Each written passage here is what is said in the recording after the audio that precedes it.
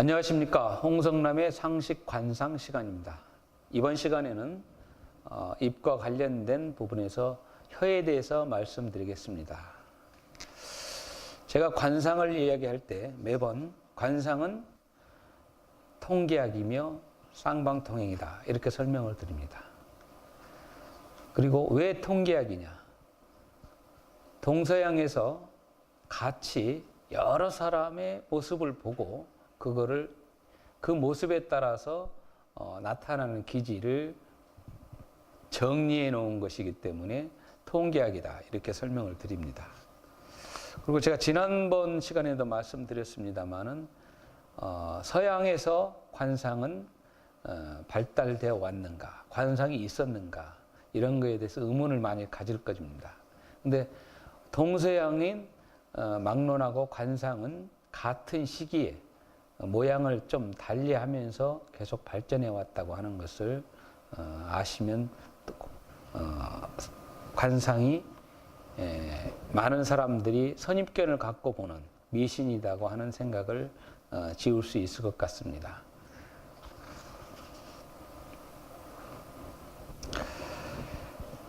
그리고 관상을 부위에 대해서 좀 기본적으로 공부하기 전에 제가 두 가지 화면을 매번 올려드리는데요. 이번 시간에도 부분별 명칭도와 연령별 관상도를 올려드리도록 하겠습니다. 부분별 명칭도는 상정, 중정, 하정 이걸 3등분으로 해서 중요 부위에 대해서 명칭을 설명해 놓은 겁니다. 그래서 우리 얼굴에는 135부위의 명칭이 있는데요. 이 명칭을 한꺼번에 다 외울 수는 없습니다. 또 인지하기도 어렵습니다. 하지만 중요한 부분부터 먼저 인지하고 외워가는 것이 순서라고 생각을 합니다.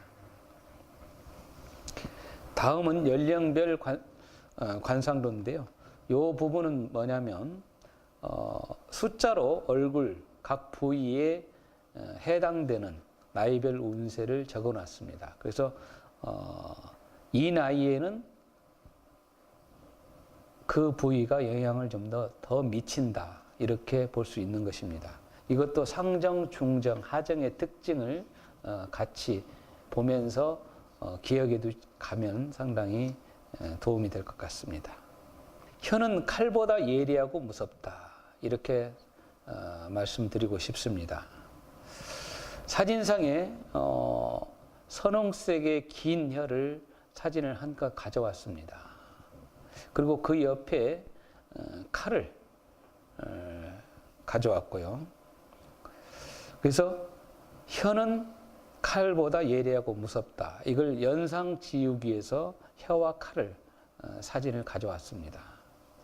그래서 혀는 입술과 함께 심장의 끝이기 때문에 화의 기운을 받아 다시 말씀드리면 불의 기운을 받아 붉을수록 귀하다 이렇게 봅니다.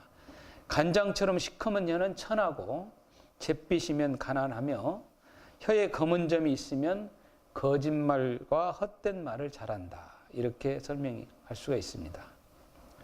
그래서 제가 이 혀에 대해서 칼과 연상작용을 좀 더 오래 가도록 하기 위해서 제가 시인으로서 쓴 칼집사랑이라는 시를 하나 가져왔습니다. 제가 낭송을 해보겠습니다. 칼집사랑 보고 잡고 걱정된 마음 둘이 하나 되어 그 열뜸 확인할 때 우주를 아는 듯 했다. 신압으로 열버진 사랑 아리한 눈물로 흐르고 하나는 둘이 되어 칼날과 칼집사랑 남겼다. 떠나간 님은 칼날, 남겨진 나는 칼집. 어느 때 올지 모를 칼날, 칼집 순정으로 기다린다. 라는 시인데요. 여기에서 이야기하고 싶은 게 뭐냐면 혀는 칼보다 예리하고 무섭기 때문에 가능한 칼은 칼집 속에 머무는 시간이 많은 게 좋겠다라는 것을 의미하기 위해서 칼집사랑이라는 시를 가져왔습니다. 다음은 혀의 형태를 그림으로 가져왔습니다. 그래서 길고 큰 좋은 혀, 그 옆에는 작고 짧으며 움츠러든 혀, 그리고 그 밑에는 혀의 주름, 이 세 가지 그림을 가져왔는데요. 혀는 기본적으로 길어야 됩니다. 또 그 길이에 걸맞게 넓어야 됩니다. 그런 혀가 좋은 혀라고 볼 수 있습니다. 반면에 짧은 혀, 그러면 남의 입속에 든 혀가 긴지 짧은지 어떻게 알 수 있을까? 이거를 꺼내서 재보지 않는 이상은 정확히 알 수는 없습니다. 근데 알 수 있는 방법이 있습니다. 그 사람이 말을 할 때 그 말이 먹어 들어가는 말인가 아닌가, 또 발음이 정확한가 부정확한가, 이런 것들을 보고 혀가 길다, 짧다 이렇게 구분할 수가 있고요. 흔히 그 짧은 혀는 금방 들으면 저 사람이 혀가 길다 짧다 이런 구분할 수가 있습니다. 그래서 이거를 혀 짧은 소리를 한다 이렇게 설명하지 않습니까? 그리고 혀의 주름, 혀에는 주름이 어느 정도 있어야 됩니다. 긴 주름과 자잘한 주름. 그래서 혀의 주름이나 손금의 주름이나 자잘한 주름이 많으면 많을수록 좋습니다. 혀는 단전의 심층부로부터 새로운 원기를 생출하여 서로 상응시켜 안으로는 호령하고 밖으로는 모든 기관과 연결하여 방울처럼 울려 움직이게 하는 저울초와 같다. 이렇게 개념을 규정을 짓고 있습니다. 사람의 생명을 좌우하는 기관이다. 또 정신의 집이 되고 몸과 마음의 추가 된다. 이렇게 설명을 합니다. 앞서서 말씀드렸다시피 혀는 입속에 감춰둔 칼이다. 말을 잘하고 못함에 따라 사람을 도울 수도 있고 다른 사람이나 자신을 해칠 수도 있기 때문입니다. 혀를 놀리는 데 따라 사람의 생사를 좌우하기도 합니다. 우리가 혀를 어떻게 놀리느냐, 다른 사람에 대해서 어떻게 말하느냐에 따라서 자신과 상대의 관계가 불편해지고 좋아지고 또 그 사람을 죽이기도 하고 또 내가 죽기도 하고 그 사람을 살리기도 하고 나를 살리기도 하고, 그래서 말을 어떻게 에 따라서, 다시 말씀드리면 혀를 어떻게 놀리느냐에 따라서 그 결과는 판이하게 달라지는 것입니다. 그렇기 때문에 혀를 경솔히 놀려서는 안 됩니다. 항상 입을 무겁게 가져야 됩니다. 그것이 구덕이고 화를 피하는 영락지문인 것입니다. 말은 한 번 뱉으면 담을 수가 없습니다. 한 번 휘두른 칼은 돌이킬 수 없듯이 혀는 칼보다 무섭습니다. 그러므로 혀는 칼날처럼 예리하고 모가지며 단정하여 무늬가 있어야 부귀합니다. 반대로 좁고 작으며 옅고 누렇거나 희고 무늬가 없으면 빈천하다고 합니다. 혀는 길고 커야 좋습니다. 긴 혀는 내밀어 인중에까지 닿아야 합니다. 더 긴 혀는 내밀어서 준두에 이르고 짧은 혀는 입술에 닿는 것에 그칩니다. 두툼하지는 못하지만 길기만 해도 좋습니다. 자, 이제 이런 설명에 따라서 우리가 직접 한번 거울을 보고 자기 혀를 내밀어서 한번 관찰을 해보십시오. 자기 혀가 내밀었을 때 인중에까지 닿는지 아니면 이 코끝인 준두까지 닿는지 해보면 내 혀의 길이가 어느 정도인가를 가늠할 수 있을 겁니다. 대부분 이 준두, 코끝까지 오기는 상당히 어렵습니다. 그렇게 긴 혀는 많지가 않습니다. 그렇기 때문에 혀가 그렇게까지 길지 않다 하더라도 두툼함, 또 두툼하지는 못하더라도 기본적으로 어느 정도까지는 길어야 된다 이야기입니다. 근데 길고 두툼하면 이게 가장 이상적인, 가장 좋은 혀라고 볼 수가 있습니다. 혀가 크고 단정하며 각해진 사람은 부귀하게 된다 이렇게 얘기를 합니다. 입안에 혀가 꽉 차는 사람도 귀하다 이렇게 봅니다. 아까 치아를 설명할 때 말씀드렸던 것처럼 치아도 입안에 꽉 차야 좋다 이렇게 말씀드렸는데 그거와 같습니다. 긴 혀라도 얇으면 좋지 않다. 쓸데없는 말이 많아서 하는 일들에 자주 실수를 하게 된다. 혀가 길지만 폭이 너무 좁으면 파충류인 뱀과 도마뱀의 혀와 같아서 제일 꺼린다. 이렇게 되어 있습니다. 한번 생각을 해보십시오. 혀가 깁니다. 그런데 그게 너무 좁습니다. 이렇게 됐을 때 음식을 씹는다든가 말을 했을 때 발음이 제대로 안 된다든가 이런 여러 가지 좋지 않은 영향을 미치기 때문에 이러한 혀는 극히 나쁜 혀다. 이렇게 생각을 이야기를 하게 되고, 그런 혀는 동물의 뱀과 도마뱀에 비교해서 이야기를 했습니다. 그래서 우리 관상에서도 뱀과 관련된 은유적인 표현은 좋은 부분보다는 나쁜 부분이 더 많습니다. 물론 기독교인들이 말하는 성경에서도 뱀은 좋은 의미보다는 그렇지 않은 의미로 더 많이 쓰이듯이 관상에서도 그렇습니다. 혀가 길면서 폭이 좁으면 간사한 도둑과 같이 사람을 잘 속인다.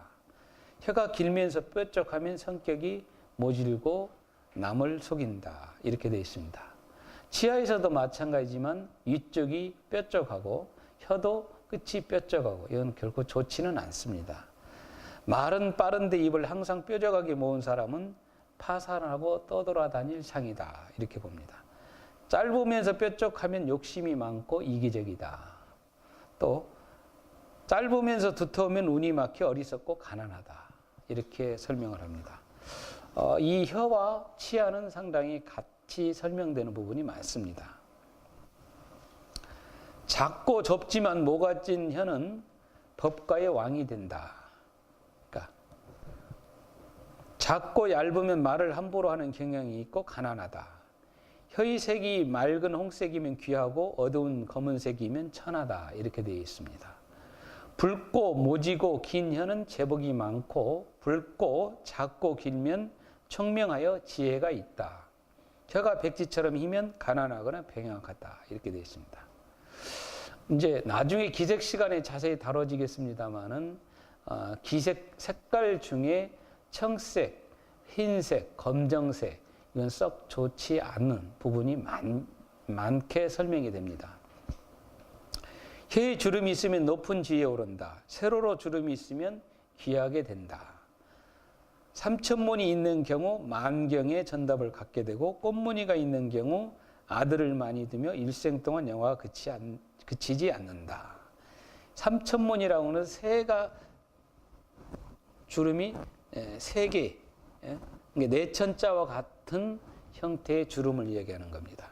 그리고 만경이라고 하는 것은 옛날 용어입니다만은 아주 많은 이랑, 그러니까 많은 부동산을 갖게 된다라는 의미 있겠죠. 혀의 붉은 무늬가 비단과 같이 있으면 귀록을 얻게 된다. 혀가 작으면서 주름이 많으면 편안하고 안정된 삶을 살게 된다. 이렇게 설명하고 있습니다. 혀는 크고 입이 작으면 말이 늦으며 혀는 작고 입이 크면 말이 경쾌하다. 그러니까 입술을 항상 혀로 핥는 사람은 이성관계가 문란할 수 있다. 이렇게 설명하는데요. 요즘은 이제 입술을 핥는 사람이 그렇게 많지는 않습니다. 근데 가끔 보면 입술을 습관적으로 핥는다든가 또 습관적으로 깨무는 사람들이 있습니다. 이런 사람들은 이 습관이 이기 전에 어떤 기질적인 DNA적인 측면도 작용할 수 있기 때문에 이런 부분들은 우선적으로 자기 노력력에 따라서 얼마든지 고쳐질 수가 있다고 봅니다. 입술을 핥는다든가 깨무는 이런 버릇은 속히 고치는 것이 좋습니다. 말하기 전에 혀를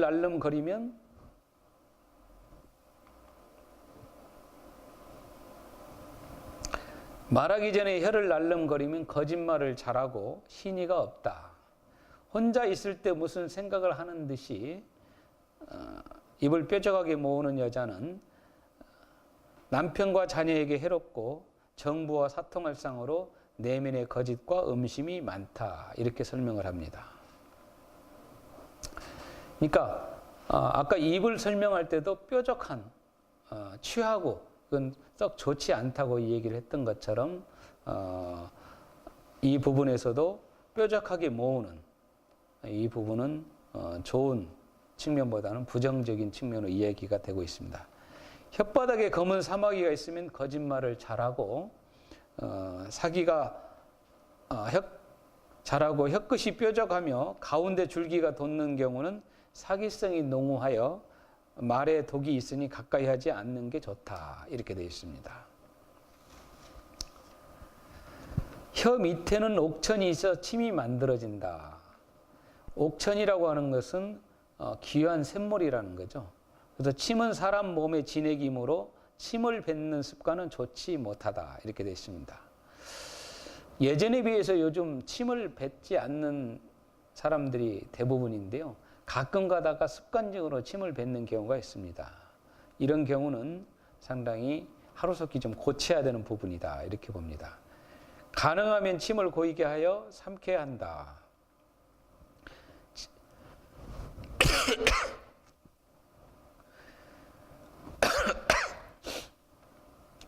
가능하면 침을 고이게 하여 삼켜야 한다. 침이 없는데 침을 자주 뱉는 사람은 선부후빈한다. 이렇게 됐습니다. 선부후빈이라고 하는 것은 부자였던 사람도 나중에는 가난하게 지게 된다. 이 말입니다. 혀가 힘이 좋아 손바닥이나 소의 혀처럼 단단하면 높은 쥐에 오른다. 왕성한 기운으로 자신이 원하는 발을 이룰 수 있기 때문입니다.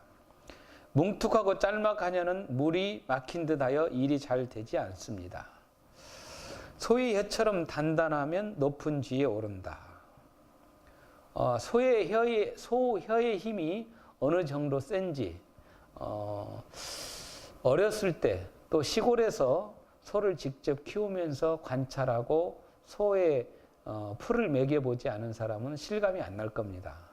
근데 어렸을 때 그런 경험이 있는 사람의 경우는 소가 풀을 뜯을 때 억새풀을 상처 하나 나지 않고 베어서 오물오물 잘 삼켜 소화시키는 모습을 보면 소의 힘이 저 부드러운 혀가 어떻게 저렇게 억새풀을 베어서 잘 삼킬 수 있을까? 이걸 생각하면 참 금방 이해가 될 겁니다. 소의 혀의 힘은 대단합니다. 그런 경우를 이야기를 하게 됩니다. 또 손바닥은 우리가 늘 쓰는 손바닥인데 손바닥이 부드러운 것 같으면서도 또 단단하고 아주 강하지 않습니까? 이런 경우를 그 단단한 혀에 비교해서 설명한 것이라고 이해하시면 되겠습니다. 이상으로 혀에 대해서 말씀을 드렸는데 혀는 칼날이다 라는 걸 생각해 보면서 말을 조심해야 된다. 또 말을 잘한다 하는 것과 거기에서 말을 많이 해서 실수를 내는 경우는 구분을 하면서 생각을 해야 될 겁니다. 그래서 아무래도 말을 잘한다고 자주 많이 하면은 실수의 확률이 좀 더 높아질 겁니다. 그래서 가능한 많은 말을 너무 쉽게 또 상대방한테 상처를 줄 수 있고 남을 비방하는 이야기 이런 것을 할 때는 여러 번 생각하면서 하는 것이 좋을 것 같습니다. 특히 요즘 SNS상에서 나타나는 이런 현상과 비교해 보면 우리가 사람이 보이지 않고 SNS상으로 말을 한다고 해서 또 말이 아닌 문자로 한다고 해서 상대방한테 불편함을 주는 또 그로 인해서 상당히 자신에게도 화를 입게 되는 경우가 많이 있습니다. 그러니까 결국 우리가 마음에서 머릿속에서 생각하면서 말을 하는 것은 두 가지 방법이 있습니다. 입을 통해서 하는 것과 손을 통해서 문자로 쓰는 것입니다. 결과는 같습니다. 그렇기 때문에 SNS 상에서도 말을 하는데 문자를 주고받는데도 우리가 말을 조심히 해야 되듯이 여러 번 생각하고 해야 되는 것이 한 번쯤 생각해 볼 필요가 있습니다. 특히 오늘 어떤 전직 의원이 그 페이스북에 어떤 글을 남김으로 인해서 상당히 곤욕을 치르게 되는 이런 상황들이 발생이 됐습니다. 물론 그런 문자를 또 말을 하게 되는 그 심정은 이해할 수 있습니다.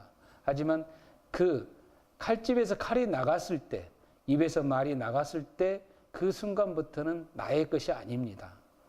상대방의 것이고 여러 사람들이 공유하게 된다고 하는 것이고 그 결과는 내가 예기치 않은 방향으로 나에게 돌아올 수 있기 때문에 말을 하거나 SNS상에서 문자를 다룰 때 상당히 여러 번 생각하고 하시는 게 좋을 것 같습니다. 이상으로 말씀 마치겠습니다. 고맙습니다.